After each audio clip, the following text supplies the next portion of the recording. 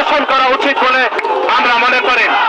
যারা আমাদের স্বাধীনতা সার্বভৌমত্বকে অখণ্ড রাখতে চায়, যারা আমাদের স্বাধীনতা সার্বভৌমত্বকে বলুণ্ঠিত করতে চায়, তারাই নির্বাচন কমিশনে এসে মত তৈরি করে নির্বাচন কমিশনের বিভিন্ন কর্মকর্তাদেরকে ভয় দেখিয়ে তারা তাদের নিজেদের স্বার্থে সিদ্ধান্তটা তাদের পক্ষে নেওয়ার বিভিন্ন অপচেষ্টা করছে। সংগ্রামী বন্ধুগণ, সেজন্য বাংলাদেশ জাতীয়তাবাদী ছাত্র দলের প্রতিটি নেতা কর্মীকে অবশ্যই গণতন্ত্রের স্বার্থে, বাংলাদেশের মানুষের স্বার্থে, বাংলাদেশের মালিকানা সরকারের স্বার্থে অবশ্যই সতর্ক থাকতে হবে।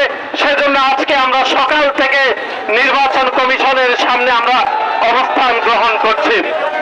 আমরা সকাল থেকে অত্যন্ত সুশৃঙ্খলভাবে শান্তিপূর্ণভাবে এখানে অবস্থান কর্মসূচি গ্রহণ করছে।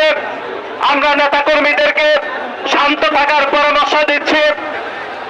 আমরা কেন্দ্রীয় সংসদের একটি প্রতিনিধি দলকে নির্বাচন কমিশনে আমাদেরকে আমন্ত্রণ জানিয়েছে। আমরা একটু পরে নির্বাচন কমিশনে যাব। নির্বাচন কমিশনের পক্ষ থেকে কি ধরনের কথাবার্তা এখানে বলা হবে আমাদেরকে সেটা আমরা এসে আপনাদের সামনে এখানে আমরা বক্তব্য আকারে পেশ করব।